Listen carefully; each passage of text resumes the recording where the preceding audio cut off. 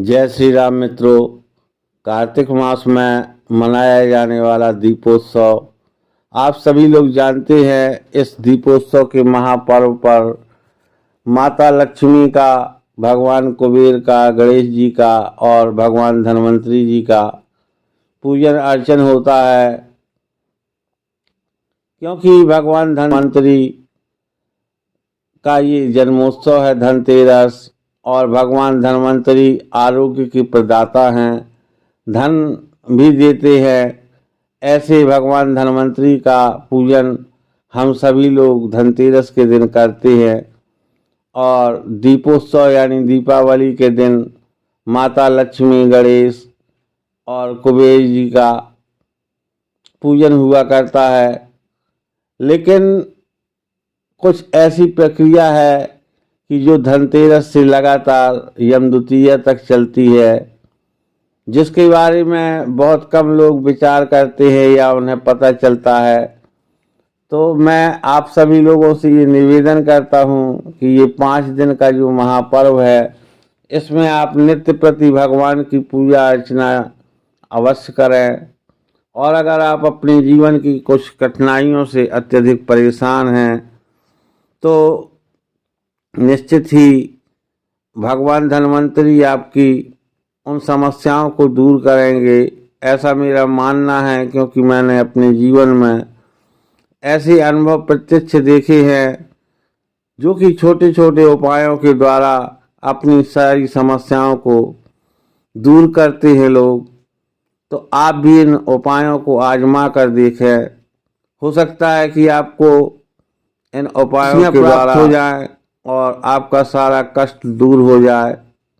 अगर आप दरिद्रता से परेशान हैं, आपका कहीं से धन आगमन नहीं हो रहा है, तो आप निश्चित ही इस दिन गोमती चक्र खरीद कर बाजार से लाएं और उनका सायंकाल में पूजन करें और नित्य प्रति 5 दिन तक उनका पूजन करते रहें।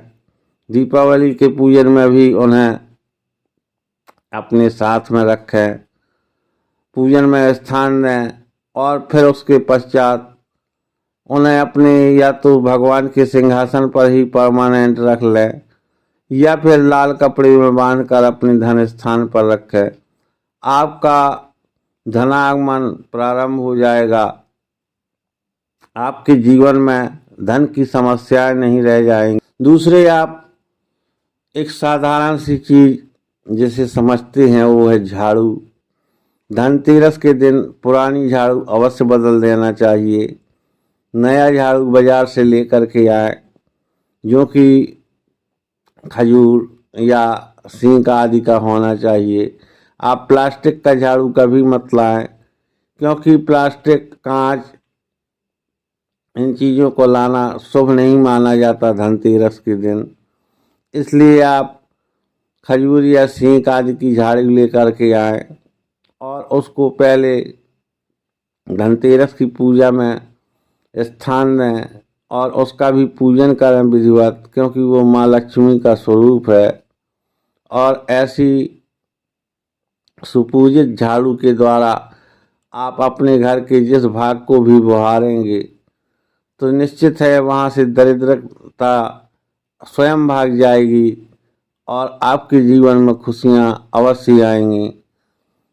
ऐसी ही एक छोटा सा प्रयोग है कि आप अपने घर में नमक लेकर के आइए, वो भी डेली वाला।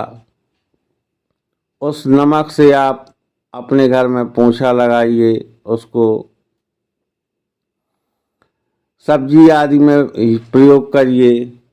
इस प्रकार से आपके घर से नकारात्मकता खत्म हो जाएगी उस नमक के पोंछे से, और सुख शांति का प्रादुर्भाव होगा।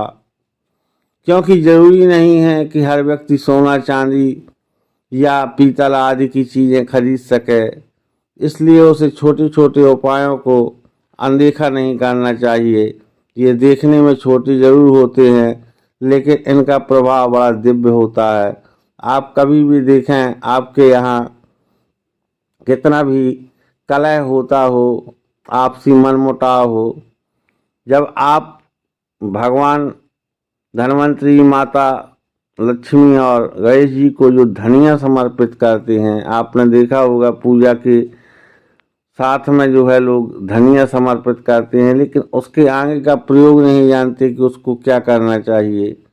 उस धनिया को आप अपने धन स्थान पर रखें और साथ ही साथ कुछ धनिया लेकर के आप अपने पर्स में जरूर रखें और उसमें से भी थोड़ा सा भाग लेकर आप किसी गमले आदि में लेकर के उसको उगा लें, जिससे कि जैसे ही वो धनिया पल्लवित होगा वैसे ही आपके परिवार में सुख समृद्धि बढ़ने लगती है।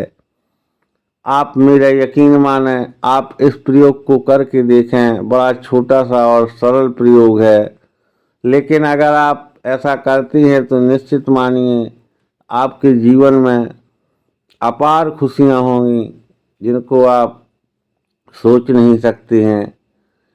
क्योंकि जो चीज़ सहज प्राप्त हो जाती है उस पर सहज में यकीन नहीं होता है, लेकिन एक बार आप करके देखें माता लक्ष्मी की खातिर। आप गणेश जी का ध्यान करके एक बार अगर इस प्रयोग को करते हैं और अगर आपको सफलता मिलती है तो आपको ये प्रयोग दूसरे को जरूर बताना है। और भी बहुत सारे छोटे छोटे प्रयोग हैं, जैसे कि अगर आपके पास में कोई भी समस्या चल रही है तो जो भगवान गणेश को आप दूर्वा अर्पित करें। कोई मानसिक परेशानी चल रही है तो उस दूर्वा को जो दीप आप धनतेरस के दिन पूजा में प्रयोग करेंगे, उसके एक दो ठो टुकड़े अपने पर्स में रख लें और भगवान श्री गणेश की कृपा से आपकी वो समस्या बहुत जल्दी दूर होगी। लेकिन श्रद्धा और विश्वास अति आवश्यक है। अगर आपके मन में भगवान के प्रति श्रद्धा है तो आपको निश्चित ही भगवान का दर्शन होता है, और अगर आपके मन में श्रद्धा नहीं है, अविश्वास है, तो आप कुछ भी करें असर नहीं होने वाला। लेकिन मैं आपसे ये रिक्वेस्ट कर रहा हूँ कि आप इस दीपोत्सव के पावन पर्व पर दो चीज़ों का विशेष ध्यान रखें। किसी भी प्रकार का नशा ना करें। अगर पूजा नहीं कर पा रहे तो आप मत करें, लेकिन नशे से दूर रहें। और दीपोत्सव पर अधिकतर लोग जो कि अपना एक पुराना शौक समझ करके कुछ लोग जुआ भी खेलते हैं, उसको आप बिल्कुल त्याग दें, उससे दूर रहें, क्योंकि ये एक कुरीति है। युधिष्ठिर जैसा सम्राट नहीं इस कुरीति से बच पाया। इसलिए आप सभी लोगों से निवेदन है कि अपने इन महान पर्वों पर हमें कुरीतियों से दूर रहना है और एक सात्विक प्रवृत्ति का अपना जीवन बनाना है।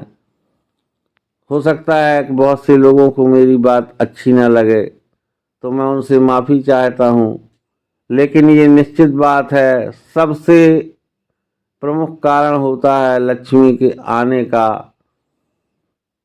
आपका धर्म आचरण। आप कैसा आचरण करते हैं उसी के अनुसार आपके ऊपर ईश्वरीय कृपा होती है। आप कुछ दिन अपने जीवन में इन चीज़ों को उतार कर देखें। अगर आप धर्माचरण के साथ में कोई भी प्रयास करते हैं तो निश्चित है ईश्वर आपको 10 गुना सफलता ज़्यादा देता है। और जो कि अगर आप अधर्म का आचरण करते हैं, भले ही आप आज सफल हैं, लेकिन आगे सफल रहने की कोई गारंटी नहीं है, क्योंकि आपके पूर्वकृत पुण्य जिस दिन समाप्त हो जाते हैं उसी दिन आपका इस जन्म का लेखा जोखा प्रारंभ हो जाता है। इसलिए आप कोशिश करें कि किसी को कष्ट न होने पाए और आपका जीवन आचरण दोनों सात्विक होना चाहिए। अगर आपके जीवन में छोटी छोटी खुशियाँ आती रहती हैं तो मन उत्साहित रहता है। जैसे बहुत से लोग होते हैं जिनके यहाँ कोई बहुत दिनों तक फंक्शन नहीं होता है तो मन ऊब सा जाता है। ऐसी स्थिति में आप दीपोत्सव के इस पावन पर्व पर अपने दरवाजे में एक तोरण द्वार सजाएं, जिसमें आम या अशोक के 11, 21 या 7 पत्ते लेकर के उसका एक तोरण द्वार बनाएं और उसको अपने दरवाजे पर प्रातःकाल ही टांग दें।